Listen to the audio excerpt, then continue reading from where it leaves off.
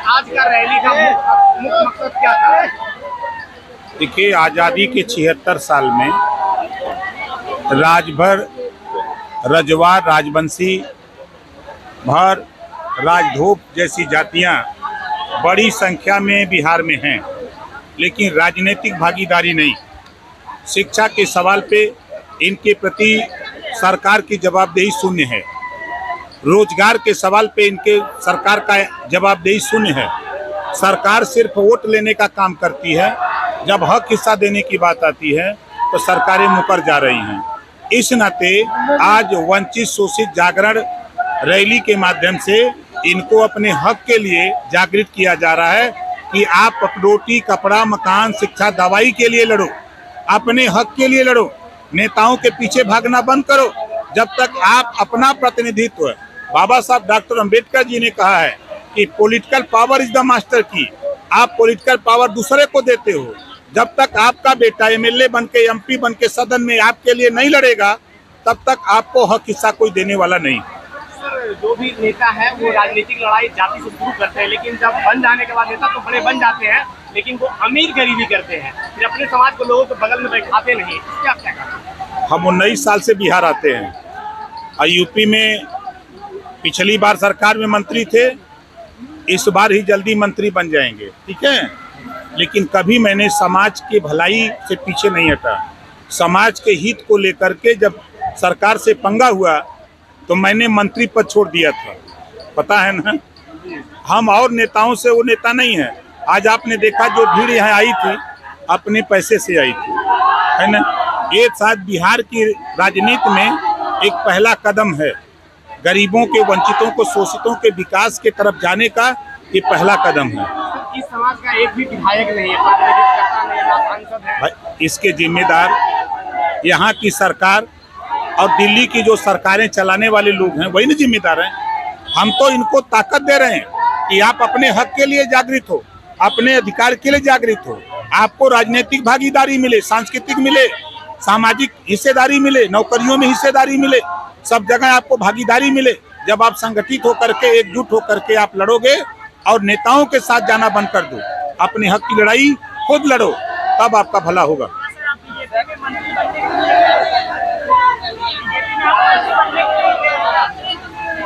अब बिहार कब से आते हैं? 19 साल से।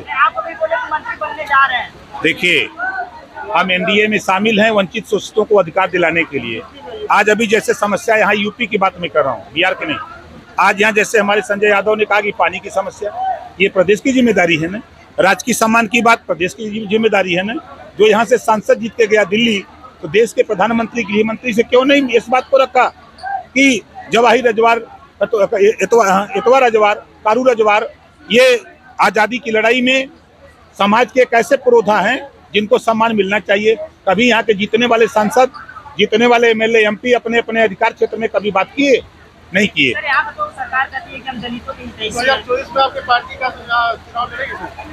100% लड़ेगी।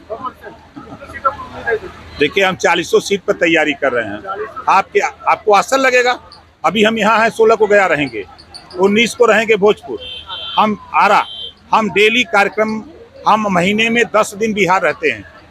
कभी पश्चिमी चंपारण रहेंगे तो कभी कटिहार रहेंगे, कहीं मधेपुरा रहेंगे, कहीं औरंगाबाद रहते हैं, तो कभी पूरे 38 जिले में हम अपनी पार्टी के लिए 40 लोकसभा की तैयारी में हैं। कोई जरूरी है कि उन्हीं के साथ रहेंगे? सर, आप राष्ट्रीय बिहार के नेता हैं। देश में सर अभी एक मुद्दा चल रहा है इंडिया और भारत को लेकर, इसमें आपका क्या राय है? देखिए, बेवजह का मुद्दा विपक्ष के लोग छेड़ रहे हैं। आप अगर देखिए, अगर हम फिल्मी दुनिया से चलें तो एक हीरो ने गाना गाया, भारत का रहने वाला हूँ, भारत की बात बताता हूँ। आप अगर राष्ट्रगान की तरफ चलिए तो जनगण मन अधिनायक जय हे भारत भाग्य विधाता। और ये पता नहीं जो कांग्रेस आज कह रही है, 1949 में कांग्रेस के विधायक सांसद ने ही दिल्ली में प्रस्ताव ले आए थे कि इंडिया का नाम बदल करके भारत कर दिया जाए। वो करीब 1.5 दर्जन बार प्रस्ताव दिल्ली में आया और माननीय मुलायम सिंह यादव जी ने भी इस प्रस्ताव को स्वीकार किया था। सारे नेता इस प्रस्ताव को ले आए, लेकिन अमली जामा पहनाने का काम अगर कोई कर रहा है तो माननीय नरेंद्र मोदी जी कर रहे हैं। इस नाते विपक्ष को इस बात की चिंता है कि कहीं ऐसा ना हो कि हमारा मुद्दा जो है छीन जाए, इस नाते परेशान है। सर, बिहार के विकास को आप कैसे देखते हैं? देखिए, बिहार में जो काम हुआ है, हम भाई नीतीश जी के सड़क निर्माण की सराहना करते हैं, लेकिन भागीदारी के सवाल पे उन्होंने भर के साथ, राजभर के साथ, रजवार के साथ, राजवंशी के साथ, पाल प्रजापति के साथ, कुम्हार नाई गुण, कुम्हार लोहार के साथ अन्याय किया है। चाहे वो लालू जी रहे हों, चाहे नीतीश जी रहे हों, चाहे जो भी सरकारें बिहार में रही हैं। आज आप ही सवाल किए ना कि एक भी एमएलए और एमपी नहीं बना, कौन जिम्मेदार है? जो यहाँ बिहार की राजनीति करने वाले बड़े नेता हैं, उन्हीं की जिम्मेदारी है ना। ओम प्रकाश राजभर तो अभी हम आए हैं, हम तो 19 साल से जगा रहे हैं कि जागो तभी सवेरा है, अपने हक के लिए लड़ो।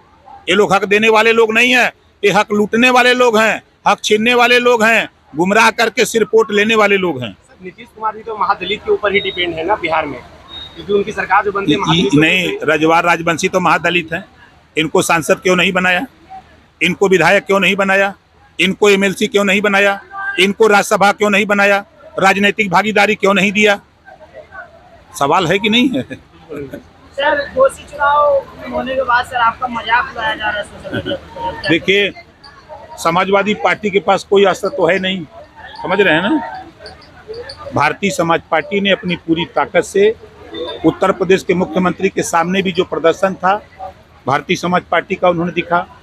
हमने वहाँ डिप्टी सीएम माननीय केशव प्रसाद मौर्य की सभा लगी, उसमें भी हमारा प्रदर्शन देखा, और नामांकन में भी प्रदर्शन को देखा, और बूथ पर जहां हम हैं वहां 100% बूथ जीत करके दिए हैं। इसको दिल्ली से लेकर लखनऊ और पूरा देश मान रहा है।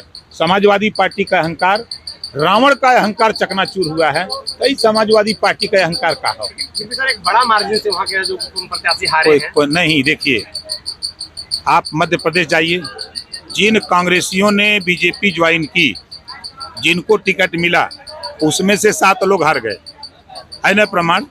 तुरंत इस्तीफा देना, फिर उसी सीट से लड़ जाना एक रिएक्शन था, हम उसको स्वीकार करते हैं। तो क्या लगता है सर, अगर बिहार में सुहेलदेव भारतीय समाज पार्टी का स्थापना अगर हो जाता है, विधायक जी भी जाते हैं, तो क्या इस समाज का उत्थान हो पाएगा या नहीं हो पाएगा? देखो, मैं फिर कह रहा हूँ, जो यहाँ से लक्ष्य है कि 10 विधायक जीत के सदन में जाएं, जब सदन में जाएंगे तो अपनी लड़ाई लड़ेंगे ना। आज चर्चा हो रही है ओम प्रकाश राजभर की यूपी में ना, पूरे देश में हो रही है, तो यहाँ का रजवार राजवंशी राजभर जब जाएगा सदन में तो किसकी लड़ाई लड़ेगा? अपनी लड़ाई लड़ेगा ना। तो अपने जो वंचित शोषित लोग हैं उनके हक की लड़ाई लड़ेगा। दशरथ मांझी इतने बड़े महापुरुष थे, लेकिन उनको जो सम्मान मिलना चाहिए वास्तविक मायनों में उनको नहीं दिया गया। देखिए, दुर्भाग्य यही है ना कि कदर नहीं, इंसानों की पूजा होती है बेईमानों की। जो काम करे उचार पावे, बात करे ते बार है, जे घर बैठ के मजा उड़ावे ते पावे 18। अब जिस पार्टी में भी अलायंस है बीजेपी में, ये उज्ज्वला योजना के तहत हर गरीबों के घर में सिलेंडर दिया जाता है, कनेक्शन दिया जाता है, लेकिन दशरथ मांझी जी के परिवार में सिलेंडर अभी भी गैस पे चूल्हा पे खाना बनता है, गैस उनके घर में नहीं है। देखिए, जो सरकार की मंशा है, उस मंशा से ही आप स्वीकार कर रहे हो ना कि गैस सिलेंडर उनके घर तक पहुंचा नहीं है सर। अगर नहीं है तो गैस सिलेंडर फिर नई स्कीम में जिनको नहीं मिला उनको देने की तैयारी सरकार आदेश कर दिया है, उनको फिर से देने की तैयारी हो गई है। यहाँ पे बिहार में अकेले चुनाव लड़ेंगे? अभी तो हम अकेले लड़ाई की तैयारी कर रहे हैं, फिर टाइम आएगा तो देखा जाएगा।